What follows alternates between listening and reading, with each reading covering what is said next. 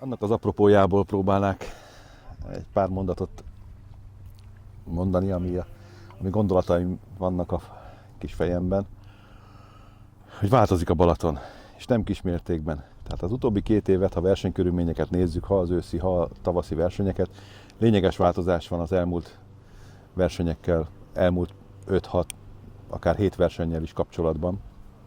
Tehát 7 év alatt olyan változáson keresztül megy végig a Balaton, amit szerintem mint csaligyártók, illetve mint horgászok nem nagyon tudunk követni. És ez az utolsó 2 év, ez bebizonyította azt, ha a tavaszi, ha az őszi versenyről beszélünk, hogy egyszerűen a halaknak a mennyisége az drasztikusan csökken, a kifogott halak mennyisége az drasztikusan csökken. Nem tudjuk megismételni azokat az eredményeket, amit akár 2020-ban, vagy 21-ben, vagy 22-ben a csapatok kifogtak. Ez arra enged következtetni, hogy valamit az élővilágban megváltozott. A halak számára pozitív irányban, nekünk horgászok számára viszont negatív irányban.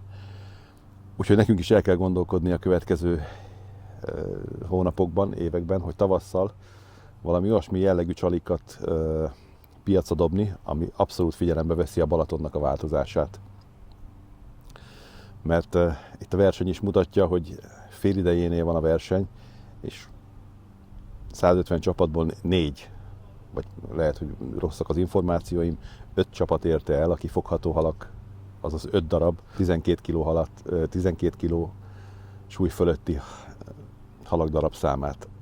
Ami arra enged következtetni, hogy nem hülye horgászok vannak, nem hülye csalikkal vagy szarcsalikkal horgásznak, hanem egyszerűen maga a körülmények, és nem az időjárásra kell rá összpontosítanunk, hogy 12 óráig vagy 36 óráig nem volt fogási lehetőség, vagy vízleszállási lehetőség, mert akkor ez ugye lényegesen meg kellett volna, hogy változzon akár a vasárnap reggeltől, vagy a hétfő reggeltől, amikor a viharjelzés már ugye alapfokra állt be, onnantól fogva semmilyen viharjelzés nem volt, és eltelt azóta 36 óra, közel 36 óra, és lényegesen a fogások darabszámában nagy változás nem az, hogy nőtt volna, hanem inkább csökkent.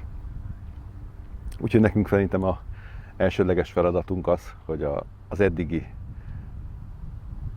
csali repertoárt, és szerintem nem csak nekem, hanem az összes többi csali gyártónak figyelembe kell venni, hogy követnünk kell, és előre kell gondolkodnunk. Figyelembe kell vennünk a természet adta lehetőségeket, ami a Balatonban most az utóbbi időben, nevezzük az utóbbi 2 évben jelentősen változott.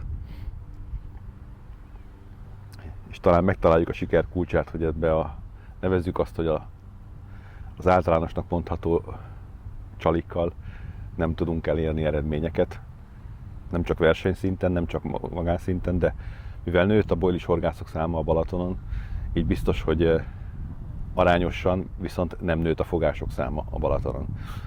Ha visszanézzük, hogy évekkel ezelőtt 18-ban, 19-ben, 20-ban, 21-ben, 22-ben a horgászok számához mérten mennyi nagy testű hal jött ki, illetve most mennyi nagy testű hal jön ki, tehát drasztikus csökkenést mutat. Holott a halállomány az biztos, hogy megkétszereződött legalább, a nagy halak száma megkétszereződött legalább, nagyon jó kondiban vannak a halak, nagyon jó súlyban vannak, de mivel egyszerűbb megszerezniük a vízben található természetes táplálékot, még annál is egyszerűbben, mint amit mi felkínálunk nekik csaliként, úgyhogy ez gondolkodásra ad okot, és emellett kell szerintem a következő években, hónapokban kiépíteni azt az ösvényt, hogy egy versenykörülmények között is a több száz csapat sikeresen tudjon horgászni és a versenyben részt venni.